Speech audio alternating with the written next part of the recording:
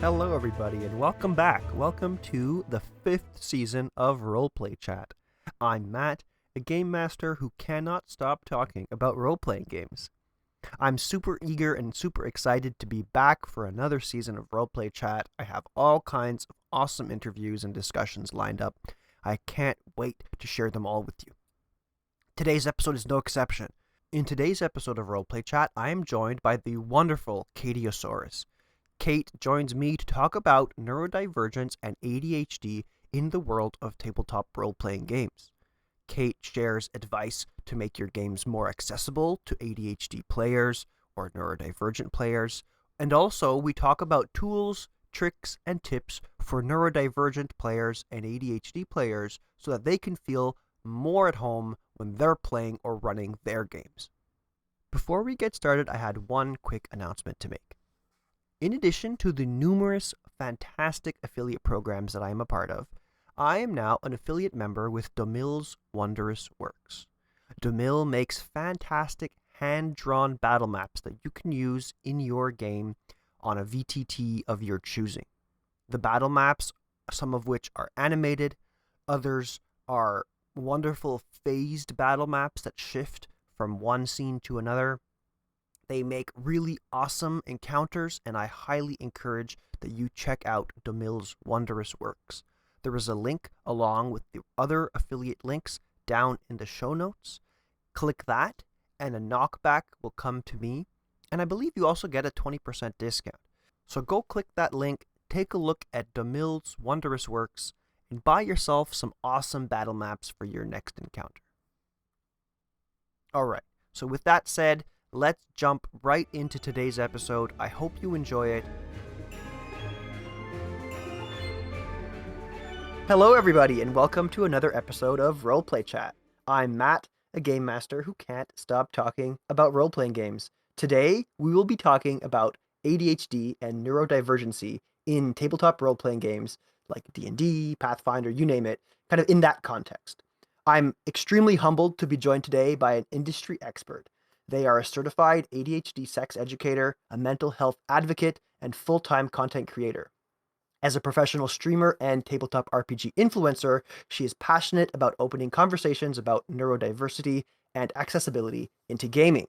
Please join me in welcoming Cate Osborn, or as some of you may know her, CatieOsaurus, to Roleplay Chat. Hello, Cate. Welcome. Hello. That was the nicest intro I've ever gotten in my life. I feel Wow. like I'm on NPR or something. Wow. Thank you. Thank you.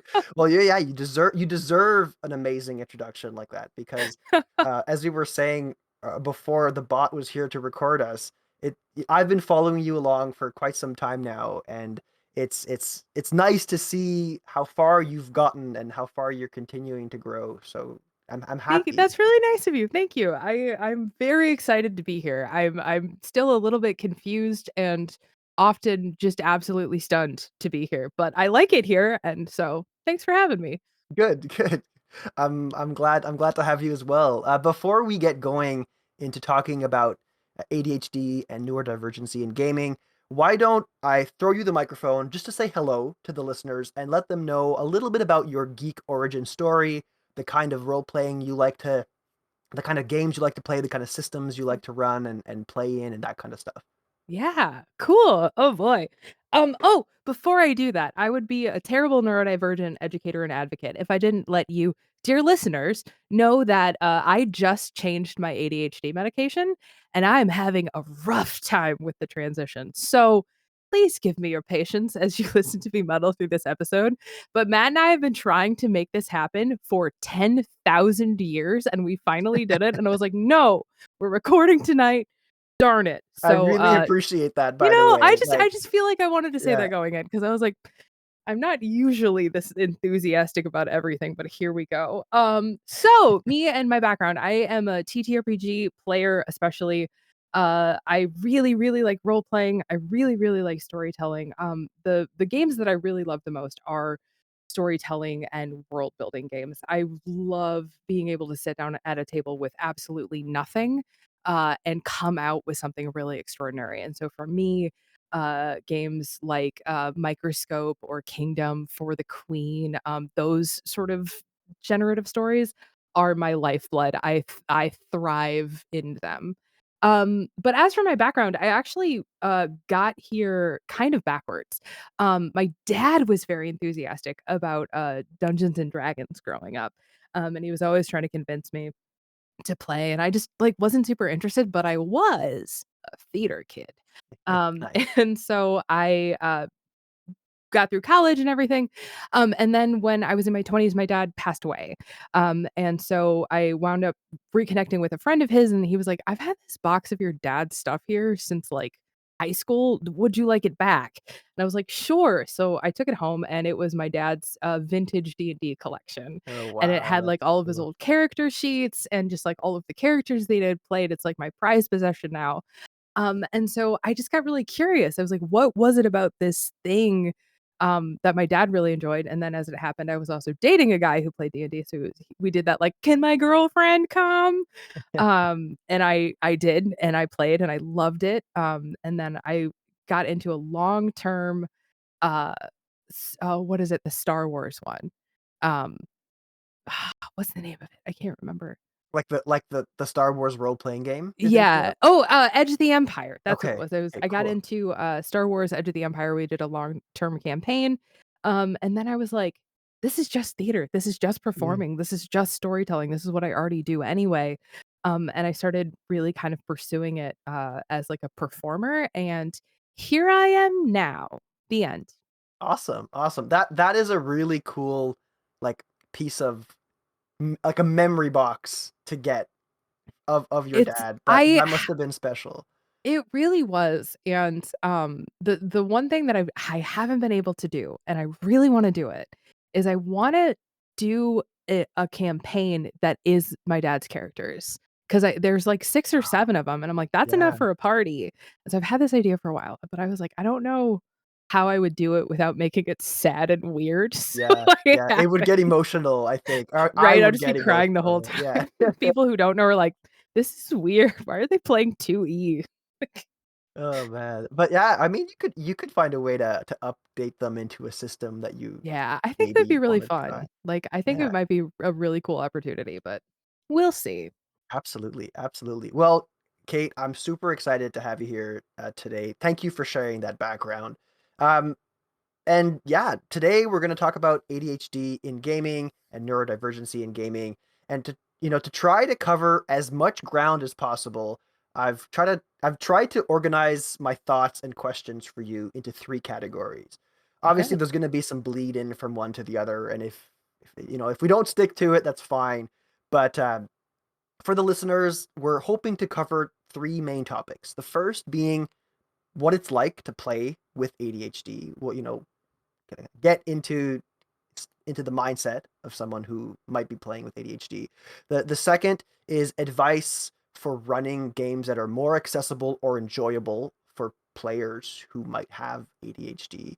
And the last is just kind of general advice for other people who are listening who might have ADHD or might be neurodivergent and want to hear some advice from somebody who is an industry expert that might be able to help you out. So, does that sound good to you, Kate? What if I was like, "No." Well, Cancel let's every go no. back and talk about It something else. sounds amazing. Let's do it. Awesome, awesome. So yeah, let's start real quick before we get too deep into this. Can you talk to us about what ADHD is for I you would love personally? to. Yeah, yeah, awesome. How does it Um impact you in your life? What's it like? We'll yeah, we'll start with the boring science stuff, and then we'll Sure. get to the fun Yeah. part, right? So the first thing to know when we talk about ADHD, is that ADHD, attention deficit hyperactivity disorder, is a neurodevelopmental disorder, which means that you are born with it, you live with it, and you will ultimately, unfortunately, perish with it. Now, over the course of your life, ADHD can change and manifest in different ways. And when we talk about ADHD, what we're primarily talking about is a disorder or neurodiversity, depending on your opinion on deficit-based language. Anyway, that's a rant for another day. I will spare you. But so ADHD is primarily shows up as issues with executive dysfunction. And our executive functions are the things that we use to manage our lives to get through the day. So things like working memory, task organization, task prioritization, task management, emotional regulation. Like there's a lot, right? And ADHD affects all of those. Now, it's also important to talk about when we talk about ADHD. I am one person on the internet who Mm. got really bored one day and went down an ADHD rabbit hole that I will never escape from. But my experience of living with ADHD is going to be very different from the next person's experience with ADHD. So, whenever we have these conversations, it's important to remember that at the individual level, people have different strengths. They have different weaknesses. They are more or less likely to deal with certain other issues. But, we're not a monolith. So take what you like, leave what you Mhm. don't when we talk about stuff today. Is that an okay answer? Yeah, I that's could a go that's a on, but wonderful okay. answer, and I think it's a really important caveat, right? Everybody's gonna be different. We're not here telling people listening that this is Yeah, you're the doing end all. ADHD wrong. Yeah. Yeah. We're Um just here sharing a slice of our opinion, and our expertise and going Yeah, from and there. to get back to the second part of your question, which is how does it manifest in me? I think that's boring. Well, I'll tell you about it. It's gonna show up in my answers. But what I think is more important is to talk about just the daily experience of any person with ADHD. And to walk you through the day, we're gonna start with the night before. So, about 70 to 80% of people with ADHD struggle with sleep, Mhm, going to sleep, staying asleep, falling asleep, like that kind of thing. And most of us live with something called delayed sleep phase syndrome, which means that it takes us about 2 to 3 hours longer to fall asleep than everybody else. So, more than likely, getting up in the morning is already going to be a struggle. Then, when you get up, there is the day ahead of you, right? You have the tasks that you need to do, the things that you need to get done. You have to deal with emotional regulation and frustration when it comes to like, oh, I got stuck at a red light or my boss, wants the email, whatever, right? But frustration tolerance, that's another thing. Then you get home and you see your family and your friends, and emotional connection and relationships are another place that ADHD can affect. And the other 50% of what I do for my job is talking about ADHD and sex. ADHD massively affects your sex life. mm, And so there's a lot, right? And then the cycle repeats itself over and over. And so when we talk about ADHD, um, I think it's really poorly named because it's not a deficit of attention. It is that we have extreme trouble regulating our attention and directing our attention away from the things that we are interested in or that bringing us like dopamine and serotonin. So how does ADHD affect you? It affects every minute of every day from the moment you wake up, to the moment you struggle to go to sleep. And so when we have conversations about like, well, TTRPGs and ADHD or mhm, like that kind of thing, I think that's really important to quantify because it's really easy to look at a person with ADHD at your table and go, "Oh, that's just Cate. They're so distracted. They're checked out. They don't care. They're not interested. They're not paying attention or whatever." But in reality, a lot of times a person with ADHD being able to make it to the table, being able to like participate and be there at all, that in itself is an achievement. mhm. Now, we also have to be responsible for ourselves and we also have to make sure that we're taking care of our friends and our relationships and that kind of thing. But that's why I think that it's really important to always have a little bit of grace in these conversations and always have a little bit of patience because like talking about how do I make my ADHD players more comfortable? Well, if they could show up to game on time, I would, yeah, that's the thing that we struggle with.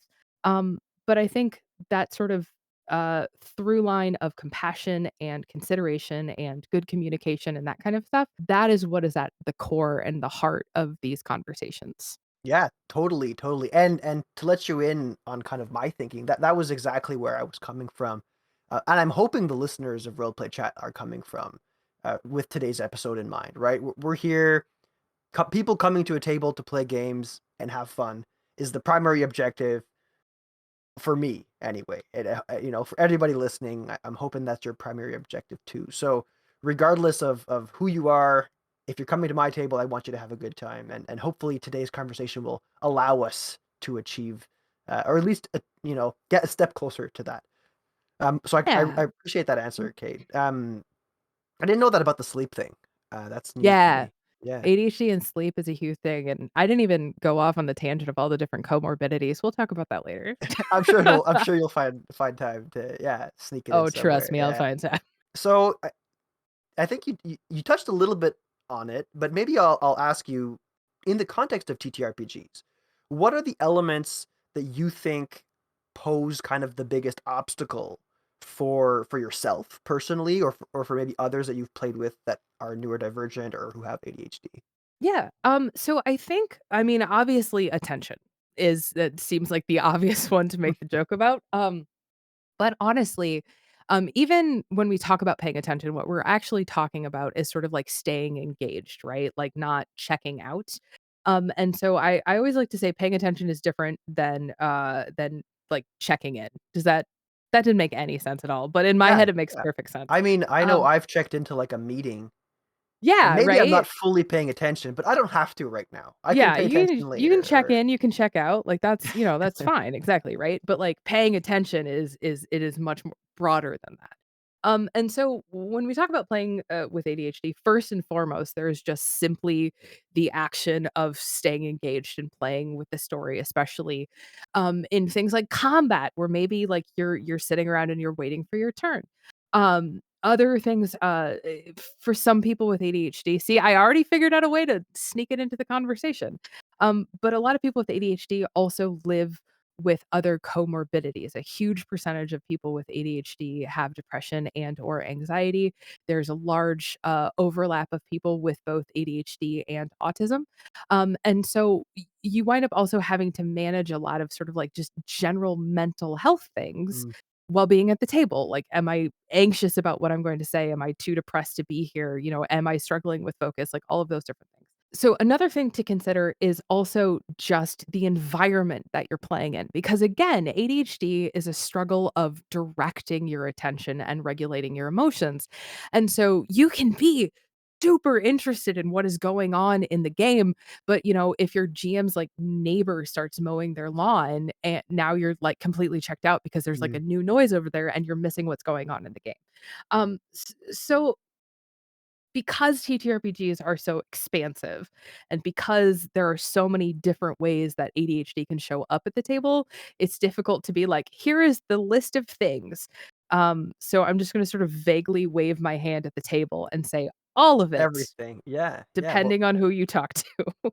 Well, I know. I think that makes perfect sense. And I'm hoping that as we talk through more in the advice and even some of the more granular elements, I think perhaps some of these things are going to come back up. So I think as a first pass, as an introduction, that's a fantastic answer. I like Yeah. that answer a Oh, lot. can I talk about that for a second? Can I talk about introductions to this? Yeah, go Is that ahead. okay? Yeah. So something that I have learned, um, dear listeners who are lovely and listening to this podcast, thank you for being here. I appreciate you. But so when we have these conversations, what's really important to me is that we talk to the person who doesn't necessarily know a lot, right? The person who is just coming to this conversation for the first time, the person who maybe even never thought about how to accommodate a person with a neurodivergency at their table. So if you're listening to this and you're like, duh, I already know that, give yourself a gold star, give yourself an A plus, because that part of the conversation, like if you're already doing it, that's so important and that's so valid. And I want to make sure that we make space for both of those people like in these conversations. So thank you, A plus listener, for being here. And then at the end, count how many gold stars you have, and that's how many points you get. So Yeah, you can win this. you can go to your game master and get extra experience points from Yes, us tell them today. CatieOsaurus sent you Yeah. for a point of CatieOsaurus gave me a point of inspiration on a podcast, so I'm gonna redeem it now. Exactly, exactly. So yeah, perfect. Thanks, Katie. I think that's a really important caveat to have, right? It's like people listening might be coming at this with different levels of experience too. So we're not here to invalidate that. Absolutely. Yeah, You know. absolutely. Um, awesome. I got one more question for you, and it's going to be the converse. Are there Ooh. things in tabletop role playing games that you feel like your ADHD has allowed you to really focus in on or enjoy to a Oh level yeah, that you world didn't building. anticipate. World World building, like building? Nice. 100% world building. World building and storytelling. And both of that comes from the same place. It creativity. I don't know what that noise was. I was thinking and trying to make noises out of my mouth at the same time.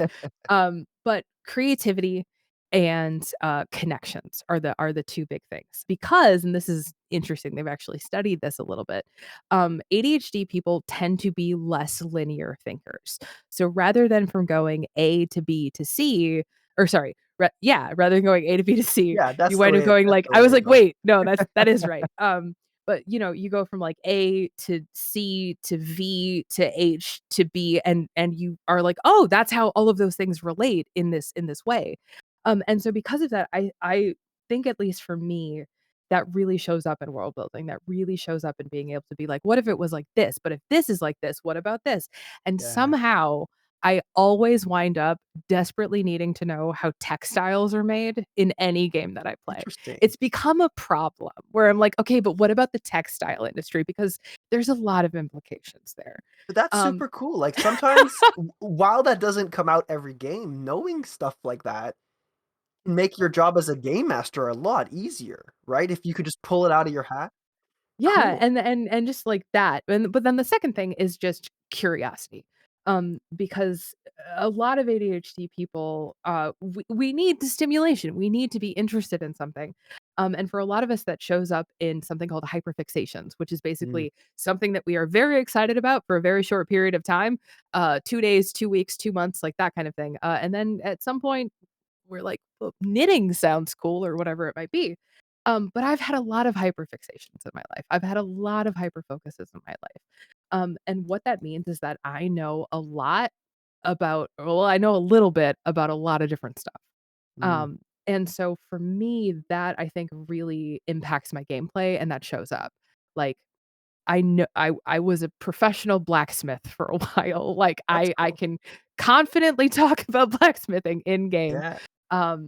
Like all of those things. I think that for me is what really makes me shine as a player. I don't know, maybe. Yeah, I think that's really cool. I Now, keep you getting really talking self oh, sorry, go ahead.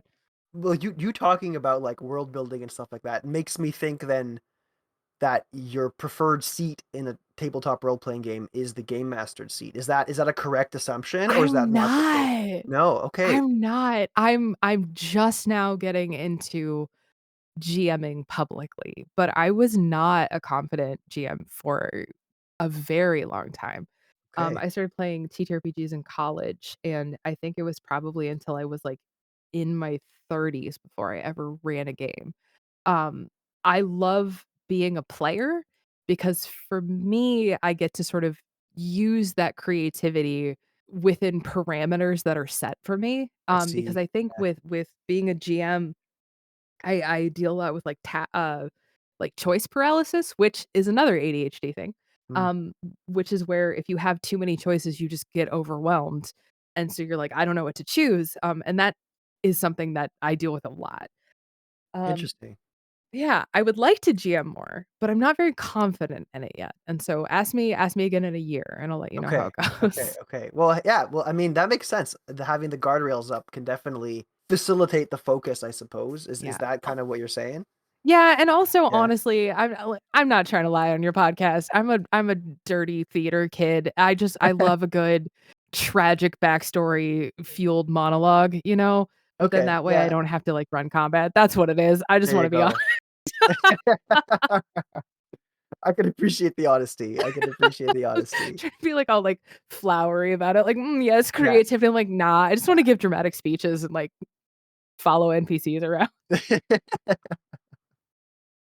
I mean, if they're fun NPCs, I'm there with you. I You love a good definitely. NPC. Yeah, absolutely. The other night, the best NPCs are the ones that you have to improvise out of Oh, nowhere. That Steve McSteve. exactly, and then the players at the table all gravitate towards them because they can tell there's like an innate magic to an improvised NPC that will make all the players just be like, forget about the king or queen that you obviously spend a bunch of time figuring out. Let's talk to the kid putting on like horseshoes to the horse because Yep. they're part of the party now. And you're like, Yep. "Ah." Like, they're now the campaign. That's Awesome. All right. exactly, exactly. But anyway, I don't know where I was going with that. But now that we have some of that background sort of sorted out, and hopefully that gives people some foundation for the rest of our conversation, some of the caveats that are important. Let's talk about trying to make games as accessible as we can, or more accessible to players that have ADHD or other neurodivergencies. And I was trying to, when I was coming up with the questions, find like an eloquent way of asking specific questions for specific parts of the game. And then I thought it'd just be more fun to like rapid fire through a whole bunch of them. Yeah, So let's do it. so I'm just Rapid gonna fire. name drop different like elements of role playing games, and then if you can think of, or if any considerations come to mind for you Okay. that have to do with, something that a game master should maybe keep in mind if they're running a game for players with ADHD, Okay. and we are considering X, Y, or Z. Does that kind of make Yes. sense? Yes, that sounds great. Okay. So maybe let's go with the first one, and I'm really happy you talked about like the guy mowing the lawn, in like the neighbor mowing the Mhm. lawn, because that kind of covers one of them, and that's ambience and music. When I Mhm. run a game, I like having music playing. I like having the raindrops or whatever, but I'm conscious that some people find that a little bit distracting. How does that play in for somebody with ADHD? Yeah, well, any type of stimulus, Mm, whether added or taken away, is going to impact the ADHD experience. And depending on the person, depending on the day, it might be like actually having something on in the background helps me focus because it's sort of just eating up that sort of like memory in my brain. Or if I'm really stressed out and my frustration tolerance is very, very low and I'm emotionally dysregulated, having that additional stimulus input might be the thing that sort of like puts them over the edge and makes I them see. unable to focus. So my cop out answer is communicate with your player. My second answer is there's a lot of different ways that you can mitigate this. One, I really, really encourage if you're playing with anybody with ADHD or neurodivergence at all, especially because auditory processing issues and sensory processing issues are so high, nothing with words, instrumentals only. Keep the volume low. If you can incorporate, like, you know, how like the ambience tracks where it's like creaking wood or like whatever, Yeah, yeah, be aware of things like sudden noises or like sudden spikes in volumes because those can really affect people with auditory processing issues. And also, if you're playing online, a feature that I love is giving your players control over their own audio. yeah, So there's a lot of different VTTs that do it, but if they can control how loud the music is in their personal headphones, game changer. Literally changed my life the first time I encountered that feature. I was like, it was amazing. So do that. And also incorporating, if you can layer tracks, sometimes layering like a brown noise or like an ambient tone underneath, helps to sort of create the space into something that's a little bit more like focus oriented rather than like jumpy out noises. yeah, yeah, yeah. That makes a lot of sense. I can also really appreciate the apps and things that have like sound receivers. So it's like the game master will pick the music that they're playing, but then each player individually can set their tolerance levels if they want it loud, if they want it quiet, and it doesn't affect Yeah. the spoken volume of the people that are talking. Like that's Yeah. yeah, that's a really good strategy. Well, okay, so yeah, ambient music and things like that. I think that covers it. What about combat? Um, how long do you have, Matt? No. I would say sort of like rapid fire answers. Combat is often one of the most difficult things for people with ADHD to navigate because there's so much going on. Not only are there, you know, just like the turns and the waiting and that stuff, but it's also now I have to like remember what spells I have and what Mhm. objects I have and what conditions I'm under and all of these different things. So there's a lot of different factors and there's a lot of different things you can do. But one is facilitating, whether it be again like a VTT or something like that, but facilitating sort of point and click play, so you can sort of like look up the spell and that kind of stuff. Yeah. Being very clear about expectations when it comes to like turn length. Like some people need a lot of time to plan an action. Some people don't. Also, as a GM, having a policy that might be a little bit more lenient about take backsies, because oftentimes impulsive decision making is a hallmark of ADHD. Mm, And so, if your ADHD player, says, "I punch him," and then, oh no, they regret that. That was not what they actually wanted. Maybe let it slide once in a while, or do yeah. it and just see what chaos reigns. It's up to you. I'm not here to tell you how to play your games. Um, Clear turn orders that can also be really, if you have like initiative trackers or something, make those visible to your players so your players can also keep track of who's on deck and they can sort of plan their own turns. Yeah. Having, again, this is more of a communication thing, but having clear expectations about things like, can I do other stuff at the table? I am a huge supporter of like fidgets and interactive things, just for your players to do at the table. Mm, But if your player really isn't going to be able to focus on combat without, checking their phone or doodling or whatever, like, it's fine, let them be. That's all I can think of right now, but I have 10,000 opinions about combat. Cancel yeah. it entirely, storytelling only. Have fun, kids. Goodbye. Yeah, play games where combat doesn't require you to transition into a whole different game effectively. Yeah, yeah. It's like a micro game, anyway, I'm gonna go Yeah. on a tangent too. But yeah, I think Well, that's good advice. literally, transitions can also be really difficult for people with ADHD, especially if Yeah, they are it's also true. autistic. And so if you're in that, that is another real thing where those transitions in between, like, okay, like we're just jokes, we're buddies, we're doing game stuff. Now we're intensely role playing. Now we're combating. Like, I don't know about you, but like for me, my role play brain lives in a much, much different part of me than my click clack math rocks brain. Yeah, And that absolutely. transition is incredibly difficult for me. It is one of the hardest things. Especially like when it's like right after the big speech and now you have to like math and I'm like, oh Yeah. no, no. Yeah, it's really difficult, and I find too, it's, like, unidirectional. Like, usually, if I start the night off role playing and then there's something tactical, Hmm. I can switch hats if I need to, but then there's no going back to the other hat. Like, that Yeah. hat is off, and don't ask me to role play because 'cause I'm done. Uh, so, yeah, no, I think that's an important caveat to make. Yeah, transitions can be tough. Uh, totally, totally. What speaking of role play scenes, Mm. how about that? Like, acting out characters' voices or not, but, putting on the skin of your character and role playing out a scene. Are there considerations that game masters should, Um, consider?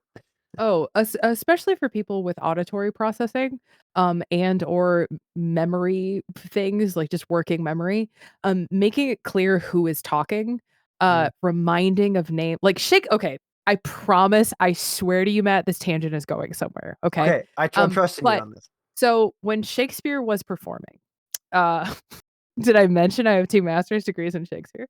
But You did Shakespeare not, but I performed. found it when I was looking up my intro. I'm like, "Should I talk I about this?" legally, I have to mention it or my student loans are not worth it.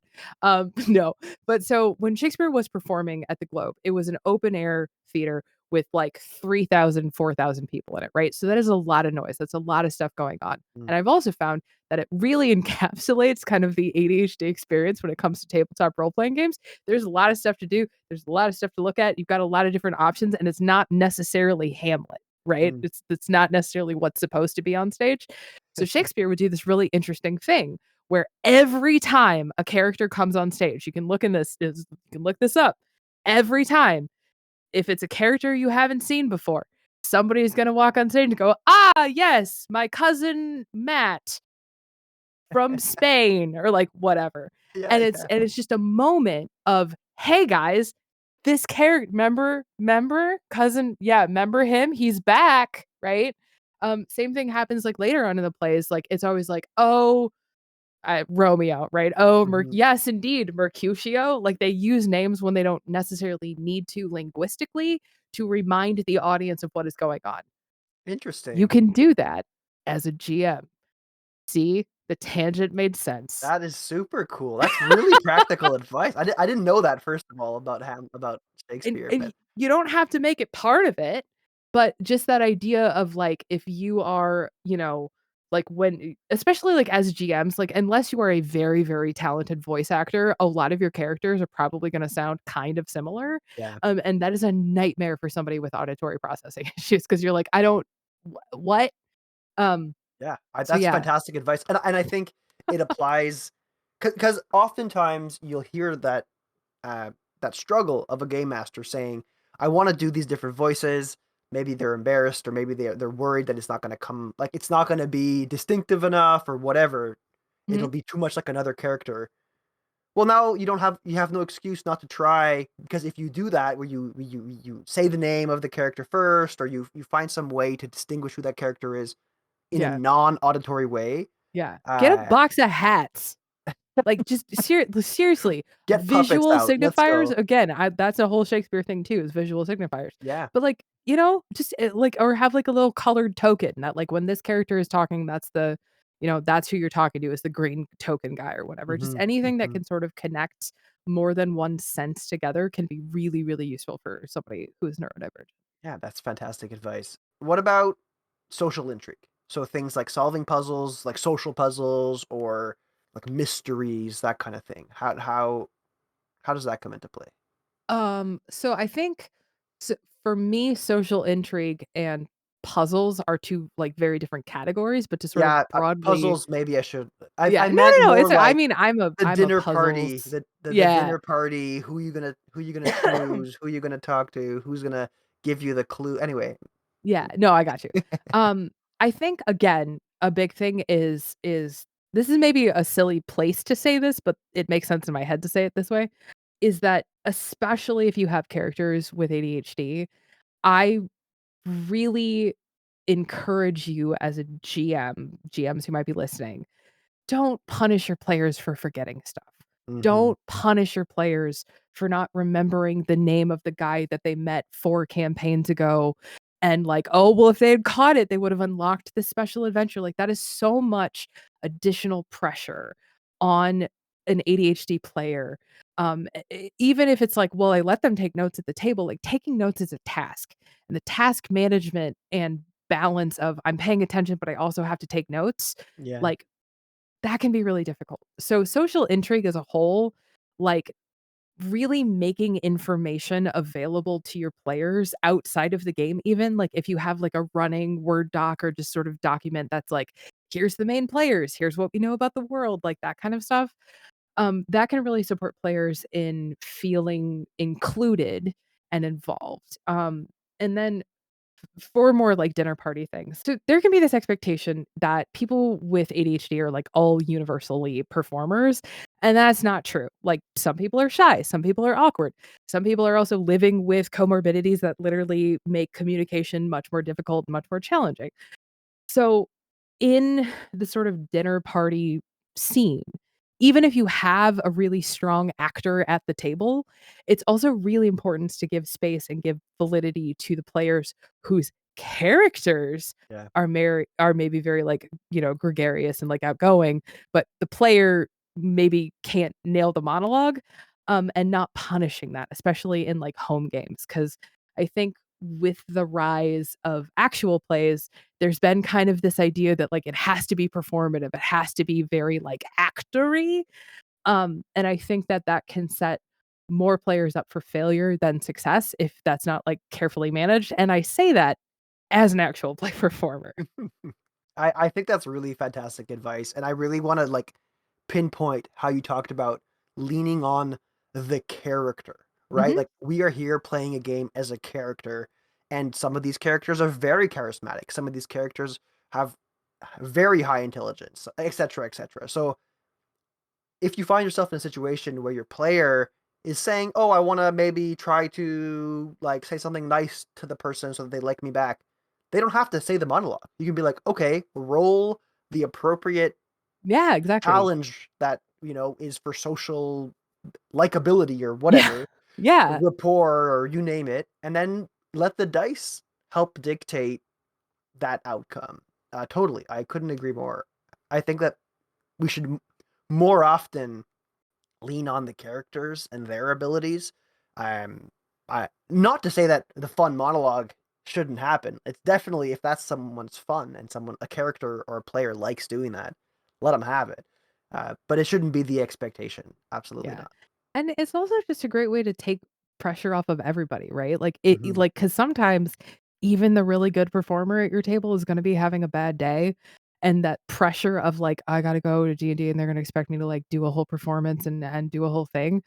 Sometimes if they can just be like, "I give an impressive speech, can I roll for it?"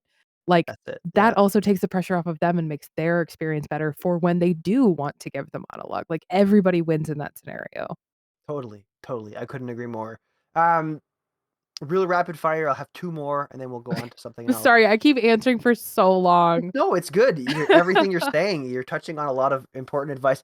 Honestly, I think it's advice, and people could take this whether or not they have players at their table who have ADHD. I think some of this advice is applicable in all contexts.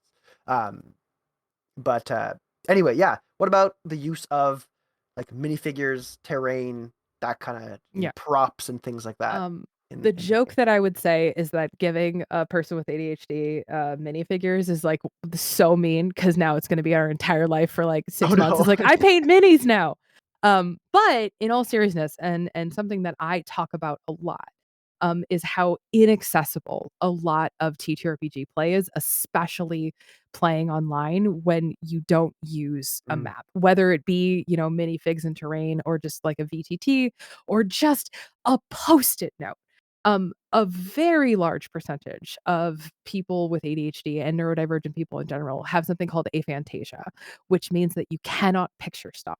mm. I have it, and aphantasia is like a scale. So, dear listener, if you've never heard of this before, picture an apple.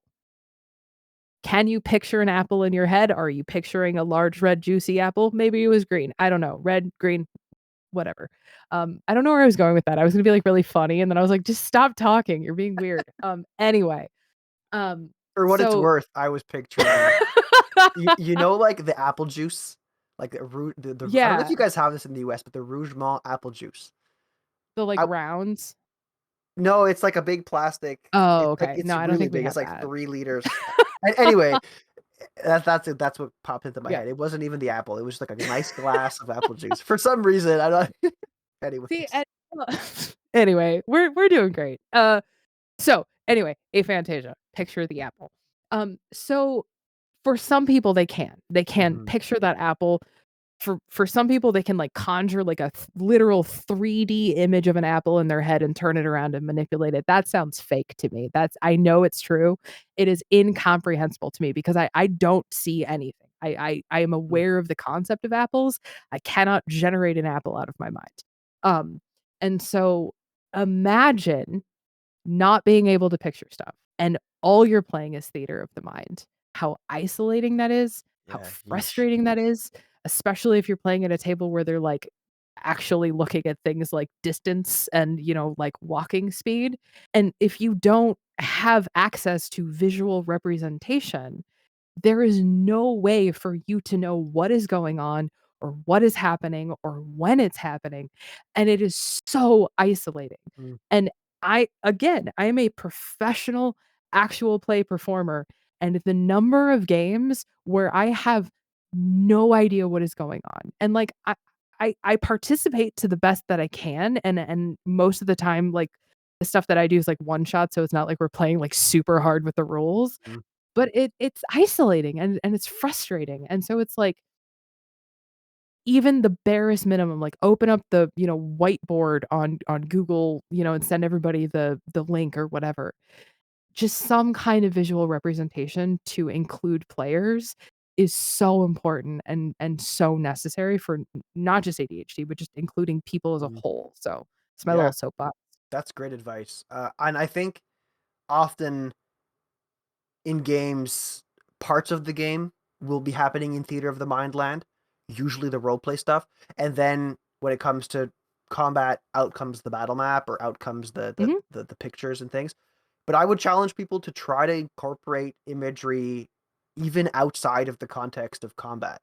Create a mood board or something and be like, you're Yeah. in this space, this is the vibe, canopies with trees or whatever, and you pull up a couple pictures and you share images in a Discord or whatever, or try to find a way. to illustrate things visually because at least for me, it makes my job easier as a game master. I don't have to come up with a million descriptions of things. I share a couple pictures, I supplement it with descriptions, then hopefully my players kind of get a grasp of what I'm trying to talk to them about. But cool, awesome. And then maybe one last one. Online play versus in-person play. Are there things that come to mind? Are there preferences for you personally? Are there obstacles or considerations to keep in mind when maybe let's talk about online play specifically because I don't think Yeah, we really talked about it too much up until this point. yeah. I mean, I think everything I already said kind of stands, like, especially when it Yeah. comes to things like, volume and just, like, mapping or, like, player tokens, like, that kind of thing. I would also say, just communicating about things like having your camera on or off, Mm, like what are the rules for, coming and going from the table? Again, a lot of this is just like at home games are very different than, actual plays where it's like, no, I cannot get up because I'm going to ruin this overlay if I do, like that kind of thing. Um, yeah, or you like but flicker your camera on and off and then you're now in yeah. someone else's spot. Yeah, it's the worst. Um, but then also I think, making yourself aware of just all of the different tools that are out there. There are some phenomenal, VTTs out there. I'm not sponsored by any of them, so, if I shout them out, it's unless, but, there's so many, like, different tools. There's music tools, there's timing tools, there's, initiative trackers that are visible, like, all of that stuff is just stuff that you can incorporate. I think it's more about really especially if you're online when it can be a lot harder to, like, read, like, body language and, like, interpret, like, signals, especially if you're, like, talking in the chat. Um, just being really good about communicating and making sure that you're, like, stay ahead of player needs, Hmm. and just look up the tools. Like, I guarantee you the thing that you need, somebody has already thought of it. It's just about sort of sourcing them and listening to the needs of your table. Yeah, that's fantastic advice. Speaking of social cues and things like that, that kind of segues nicely into my next question. And this might be one that's personal for me. I'm hoping it's relevant to people listening. But when I run a role playing game as a game master, one of my like objectives is to try to keep my players as engaged and having as much fun as possible. That's how I derive my fun. Is like if they have a great night, I have a great night. And usually the way that I try to do that, obviously by communicating and stuff like that, but also by looking for like visual cues to try to decide when it's time to move on. If something's dragging on, how do I incite the next element of the game, the next element of play? And I was wondering for you, Katie, whether that be for you personally or in your experience with other folks who might have neurodivergencies or ADHD, what kind of behaviors might someone with ADHD display when they are engaged and when they are losing that interest and it's time to move on?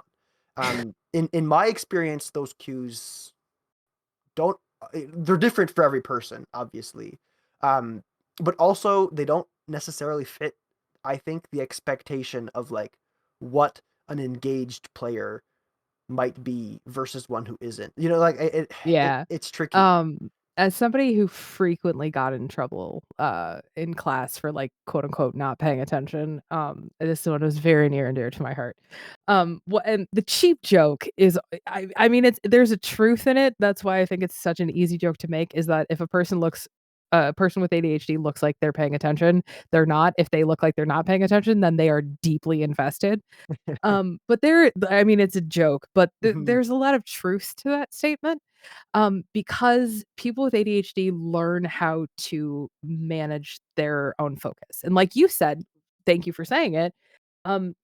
Everybody's going to sort of display that differently, right? Like my paying attention looks different than your paying attention, and that's okay. mhm. Um, but for a lot of people with ADHD, it involves again that additional stimulus. There has to be something else going on. Um, for some people, it's things like doodling. For other people, it's even things like getting up and pacing or fidgeting. Playing with a fidget toy is obviously the sort of like Yeah. trope. But there's a lot of different things. But all of those those are sort of like soothing mechanisms that we use to sort of like regulate. And so my paying attention looks like me not looking at you, not Mm. looking you in the eye. I'm probably either staring at the table or off into space. I'm doodling. I'm probably, readjusting how I'm setting every like 20 seconds or so. Um, and so, yeah, like, again, I think this is one where I know it is kind of annoying to have to just keep being like communication. But really and truly, as players and as GMs, being very vulnerable about that and being very Mhm. honest at your table about like, hey, this is what paying attention looks like to me. Like that's a great session zero question is what does paying attention look like to you? Also, as a GM, if you are somebody who really needs feedback or like really enjoys it, there's a few things that you can do. You can have indicators at the table, like you can have literally like thumbs up, thumbs down, neutral indicator type things. You can institute that sort of traditional green, yellow, red stoplight system. Yeah. You can also just ask for feedback. I know that sounds super trite, but it's allowed. And so, like Yeah. some GMs, like check in once a week or like after every session. Some people are like every 3 months or so if it's a longer term campaign, like, "Hey, are we meeting goals? Are you guys having fun?" Like that kind of stuff. Like you can do it whenever and you Mhm. can do it however. The only caveat that I have to that is again in consideration of people with ADHD, it's important to remember that not everybody can process emotions and thoughts at the same rate. And so for some people, asking for feedback immediately after a game, like, and you walk off into the sunset. So, okay, that's it. That's our game. What did you guys think? Like, that's so much pressure. Mhm. I need 2 days to go off and like process and think about what I did, what I liked, what I didn't like, and like give honest feedback. Um, and so, yeah, like giving your players options and avenues in which to sort of declare that feedback, is really important because otherwise you're not getting honest feedback, you're Yeah. just getting the feedback that you are asking for in the moment, and those things can be vastly different. Yeah, that's a really good point. I think making time to like to share how we feel about a game, not right after the game, is super Yeah. important. I know on the show here, I've advocated for game masters to have these kind of like check-ins with their players, but Mhm. I don't think I've ever made that specification. I usually do them right after the game, so I think this is a really important thing that you're saying is Yeah, like, I'll be like, "It was yeah, great." It yeah. was amazing. I had a good time because that's the emotion that I'm living in that Hmm. moment, but, like, maybe it wasn't, and I need time to, like, figure out how to, like, say that and word that and process through that. Delayed emotional processing, man. It's a whole thing. Yeah, totally. I get it. It's funny because that's how I am too. With like I usually have a gut reaction and then I have to like scale myself either back or up or whatever. So it's funny that I never considered asking people this, a couple days after the fact. I appreciate you saying it. Um Super cool. Good. Good, good, good. I think that covers most of the rapid fire. So thank you for putting up with me, Katie. I thought that Guys, was that is a generous rapid fire, so thank you for I get excited, and then I just start talking. Yeah, no, that was great. A lot of great advice, and that's what people are signing up for when they come to listen to us is the talking. So I appreciate that. Um, Maybe speaking of advice, let's spend the last little bit of time that we have, just talking about advice for players and game masters who might have ADHD and want to hear from your perspective on a variety of things.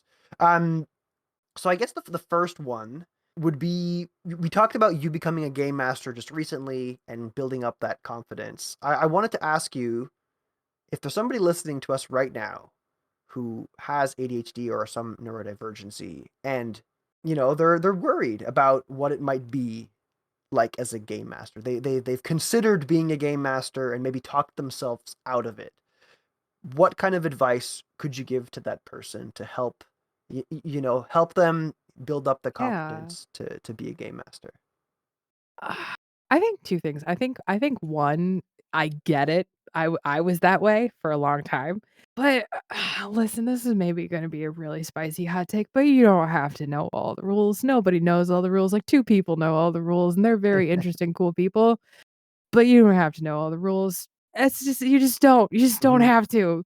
And then secondly, I think the rule of cool is an incredibly powerful thing, especially when used judiciously and creatively. Um, because yeah, like I mean, yes, you should go into the TTRPG that you are playing having some idea of what happened, but I did when I first started, I had no idea. I had no concept. I was like, I think you roll a dice and you play pretend, and that was about as much as I knew. And then the next time I played, I learned a little bit more, and I learned a little bit more, and I'm still learning. I don't know how to play Vampire the Masquerade, and I've done 2 seasons of Atlanta by Night. No one has noticed yet. Like, that's on the record now. That's on the internet for Yeah, everybody. yeah. We'll clip this and put it on TikTok. But that's the thing, like and I think especially if you're playing in, like, more of, like, a home game situation, like, your friends are gonna be there to support you, and if they're not, again, conversation, like, "Hey, I don't know this game as well as you. Can you help me instead of criticizing?" Like, that Yeah, kinda thing. totally, totally. I think that's fantastic advice.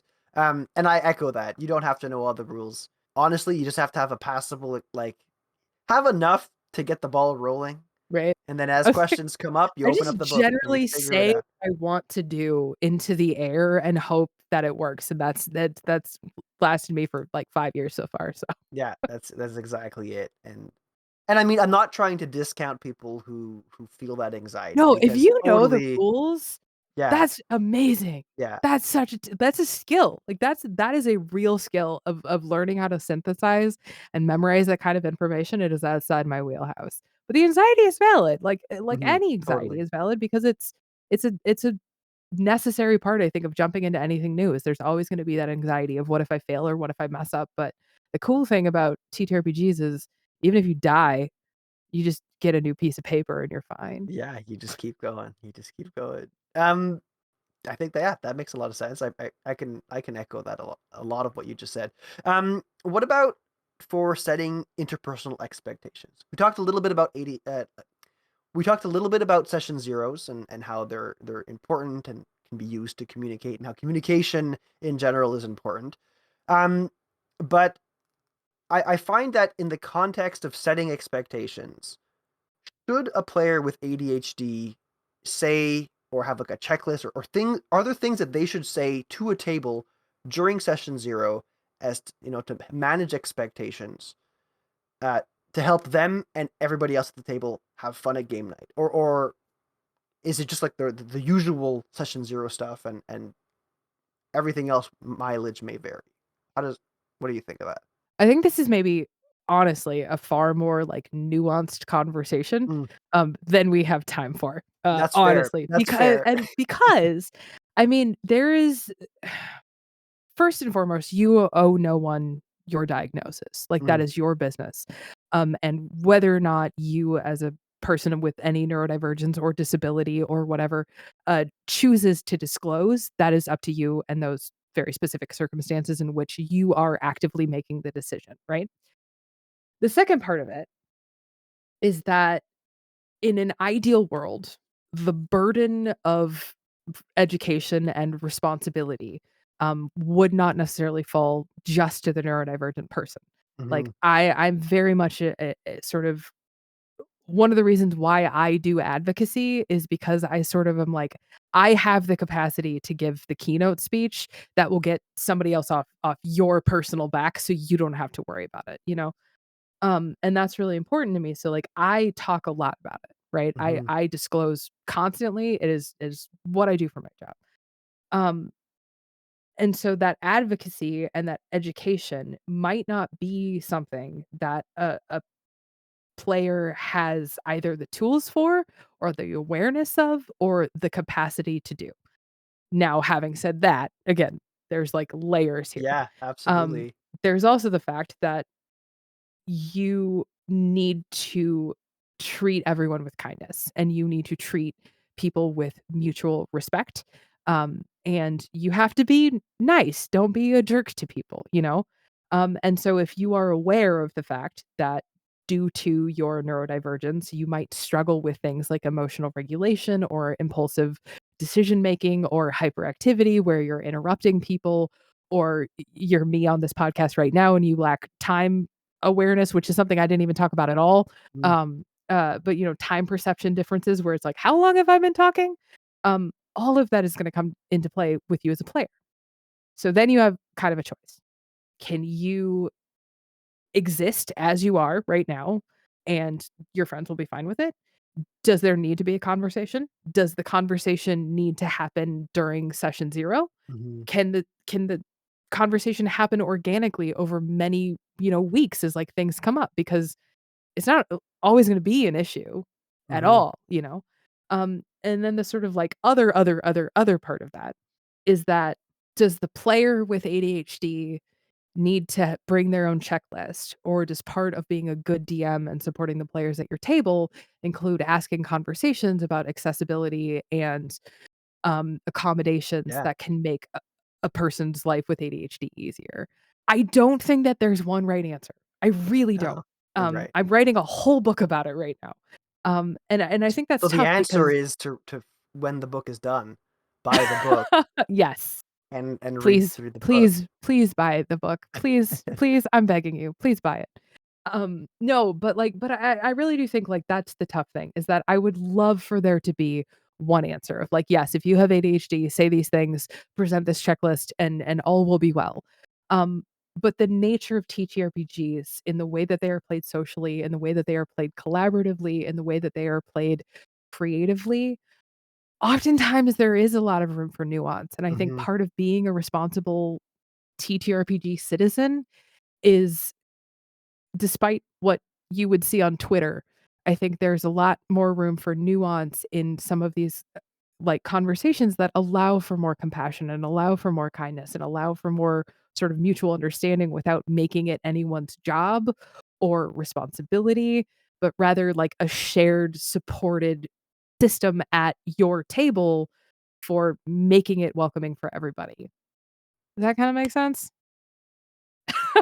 What an amazing answer. I love it. That is a fantastic answer. I don't even know what to say in like response. So I agree with you 100%. And I think maybe I was setting you up with a question that was too hard. But No, it's okay. I mean, but it's a big I'm glad that you asked it because yeah. I get asked that question constantly. Like, every convention that I go to when I do, like, Q&As, Mm, at least a dozen people will be like, "Hey, should I talk about having ADHD?" Or like, "What do I ask for?" And I always say the same thing is you don't have to if you don't want to. If it becomes yeah, necessary, maybe have the conversation. And what you need, like, figuring that out, like, that is a lifelong journey. You don't have to be right immediately if you don't totally. know that you need an accommodation during session 0, it doesn't mean that you're not entitled to it during session 57. Like, it just Totally. that's not how that works. Yeah, and like you were saying, it's not one person's responsibility. It's Yeah. everybody at the table, you should be in a table where everybody is looking to make everybody else's experience better and to support each other. So Yeah. totally the spotlight on, the kind of accommodations you may or may not need shouldn't be just on the person that's asking Yeah. for it. I had a game the other week where combat was taking forever, and one of my fellow players, who I am honored to have this gaming group, he looked at me and he's like, "Matt, you don't look like you're having a whole lot of fun. Let's speed it up." And I was like, "Thank you," because I didn't have the bandwidth to like say anything to anybody right now. Yeah. But you're helping me out. So try to find people that are going to do that for you, who are going to advocate for you. Exactly. Yeah, Um, like, I don't know. This is maybe a spicy hot take, but, like, I think a lot of times, like, you would be like, I get asked some banana pants stuff at conventions from people, and I'm like, this is a game that you're playing with hopefully your friends or at least people that you know. mhm. If you are being treated like this, Stop. leave. Yeah, Like, you know what I mean? Like, I know. I think, like, it's really easy to lose sight of the fact that, like, this is a game that we play for fun. So just be nice to people and have fun. Yeah, and if you're not having fun, I know one of the struggles is often to say like this, like the sunk cost fallacy or whatever it's called, Yeah. where it's like, "Oh, we've been playing for 2 years and I'm never gonna find another group." I promise you, you will find another group. Like, it's gonna happen. Mm, yeah. You don't have to torture yourself to roll dice. Anyway, um, all right, cool. Let's do maybe one more, and then I Okay. know I'm looking at the clock. We're already, we're over time. I have nowhere to be. So I bought some Lego today and I was gonna build a little guy, and Oh, that's well, I'm not basically my gonna whole keep plan you for the from night. So building your little guy. That's but I appreciate it. I appreciate it. Um, so Kate, how about tools? Let's talk about tools. Are okay. there uh tools and resources that you've used that you would recommend for players or game masters that have ADHD? Or for, for anybody who's trying to support someone at their table who has ADHD. I have so many thoughts and I don't know how long. I'm gonna keep this one short. I'm gonna be short. I'm gonna be short about it. Okay. I would say that for me, especially as a primarily online player, a good VTT. Just deciding with your group which one you're gonna use and how you're gonna use it. That's really important. Having ready access to information. So, like, people don't think of Discord as like a accessibility tool, but it really is in a lot of Mhm. ways. And so having ready access to information. There's so many apps, that do so many things that depending on what your particular struggles are for, executive function and that kind of stuff, emotional regulation. Even something as this is silly, but even something as simple as like a timer, like I have like a little timer Like over here by stand my timers. computer. So, like, when I'm playing, I can count down, so I know, like, how long until a break. I can Mm. also count up, so I know how long I've been talking, then I'm not, like, hogging the spotlight. A timer is an incredibly versatile tool. Um, Now I'm, like, panicking because my mind has gone completely blank. Well, that's okay. Okay. Maybe what I'll do is I found a couple when I was doing some research, so I'll try to incorporate some in the show notes, but I also can't think of them right now. I And know, if in I'm the so bad meantime, at that, yeah. yeah, it's tough sometimes being on the spot. It's But yeah, we'll have them it's in an the show notes. ADHD.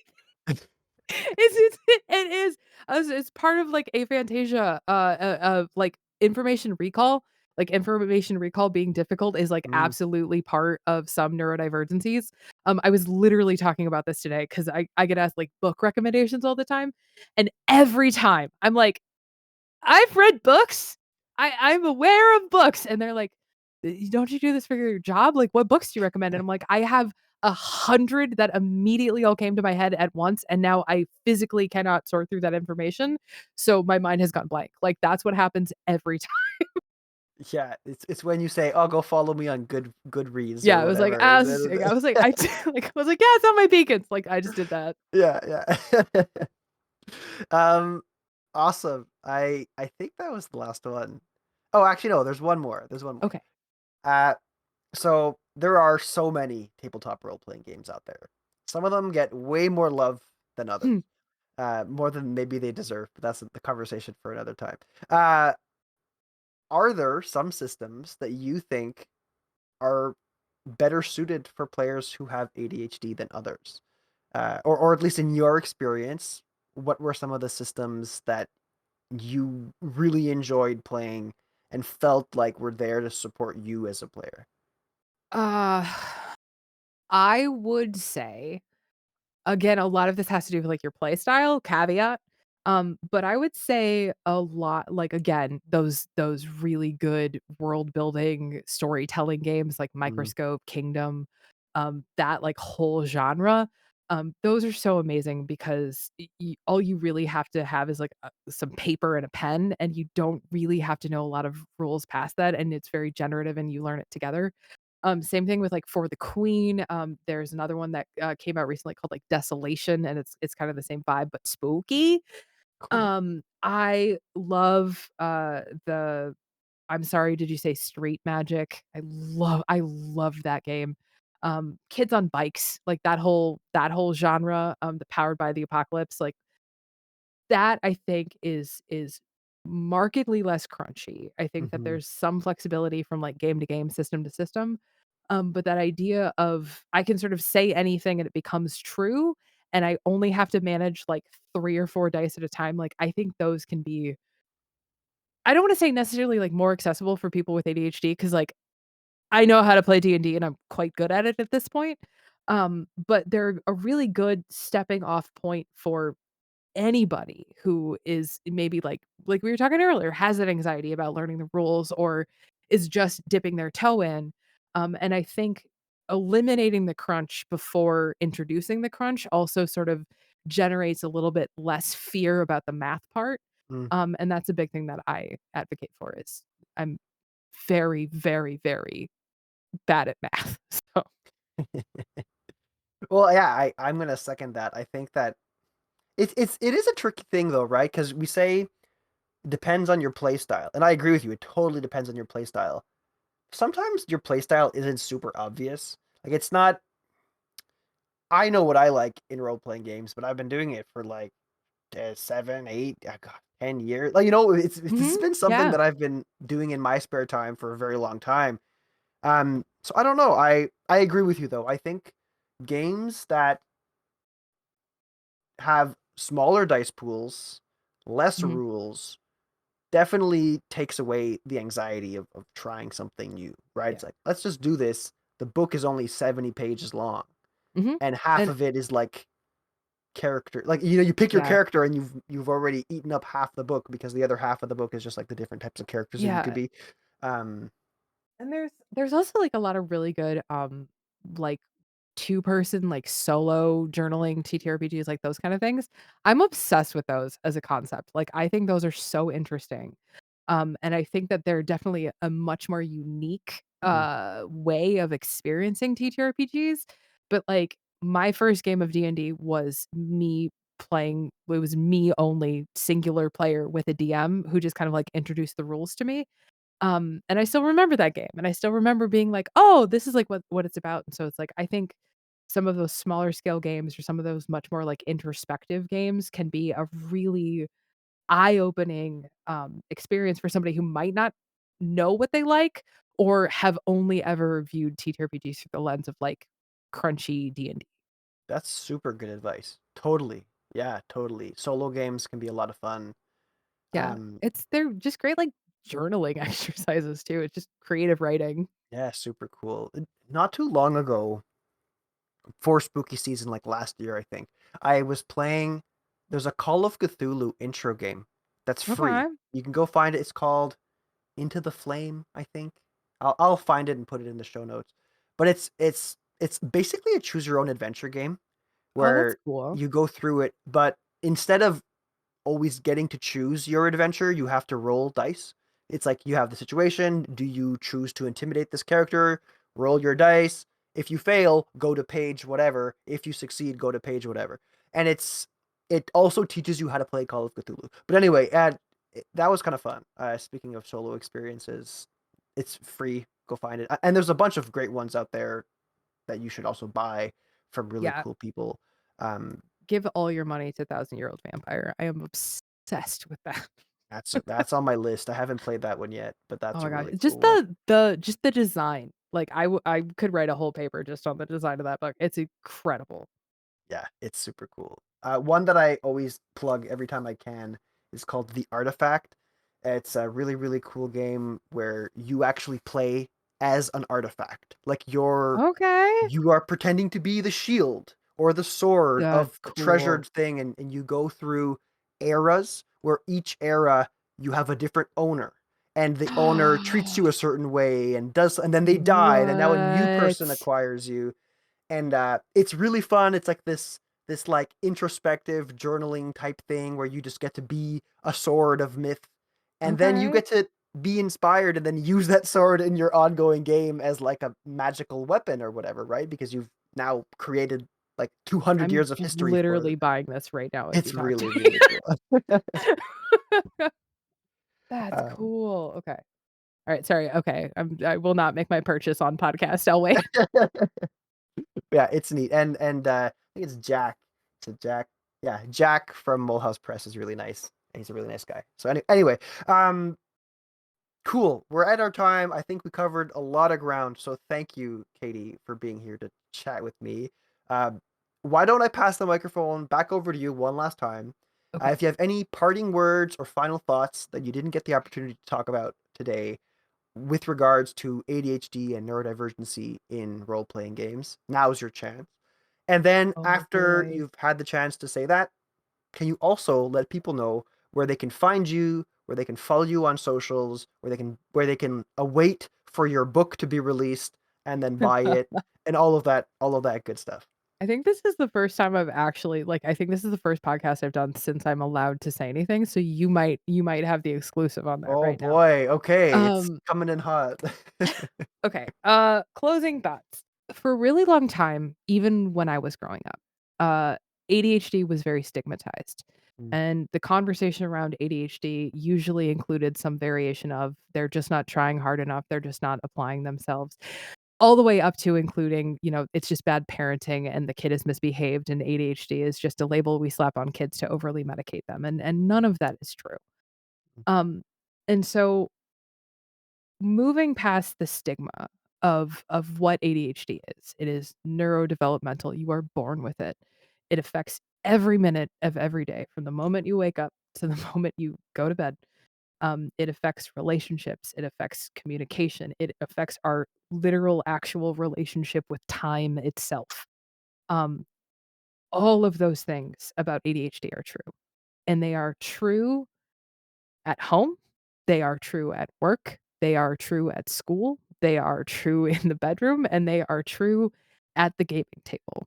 And ADHD doesn't magically disappear the minute you sit down to play D&D, and it doesn't magically come back when you get away from the table. It doesn't work like that. And so when we have these conversations, and I know I kinda said this earlier, the conversation isn't about ADHD. Take ADHD 100% out of the equation. Take mm, neurodivergency out of the equation. Take disability out of the equation. At the end of the day, what we are talking about is how we treat people. Are we compassionate? Are we kind? Are we understanding? Are we forgiving? Are we generous? Are we thoughtful? Do we communicate? Do we advocate not only for ourselves, but for others? All of that is encompassed in these conversations. And so whether or not you have a bowl of fidget toys on your table as a game master, it's up to you. But making your table inclusive, making it giving your players consideration when it comes to things like ADHD that might be out of your experience, like neurodivergency, like disability, like any marginalization. It might be out of your experience, might be out of your wheelhouse. You might not necessarily understand it. It might be difficult for you to see, might be difficult for you to perceive sometimes, but that doesn't mean that it isn't valid. mm. And it doesn't mean that it isn't there. So be nice. Yeah, yeah, totally. And you said it before, right? We're playing games with our friends. That's what it's that's what Yeah. it's all about. So totally. Yep. Well said. Well said. And if people wanted to, Oh, right. I forgot about that. listen to more of the wonderful things that you have to say and the funny and deep and introspective, all the whole gambit, where can Ah, people do that? triple threat, funny and deep and introspective. You can find me on the following places. You can find me as CatieOsaurus anywhere there is a CatieOsaurus to be found. I got my start on TikTok where I do a lot of short form content about sort of ADHD and being a burnt out gifted kid. I also am currently trying to make the transition over to YouTube where I'm doing more long form content, not only about ADHD, but also about intimacy and relationships and also about TTRPGs. And no one knows what to do with my account either. You're fine. You can check me out at CatieOsaurus.com. That's got all of my sort of like news and updates and all that kind of stuff. And my podcast is currently on hiatus while we finish writing a book. But if you'd like to mark your calendars for sometime in 2025, I have a book coming out and I'm very excited about it. And I can't tell you the name of it on this That's podcast. fine. I think that's super exciting. Definitely when you can, let us know, and I'll make sure the roleplay chat audience Oh, that'd be is great. reminded of its existence and where they can get it. Thanks. But yeah, no, thank you, Catie. This has been a lot of fun. It's also been very insightful. It's also been, I think, really important for people to listen. And like you were saying, it's not about neurodivergency or ADHD, but it's about kindness, and I think that that's a really strong message to hit home with. So Thanks yeah, for having me. I appreciate it. cool. Thank you, and let's call it a chat. Okay, bye. And as always, I'd like to thank a few folks.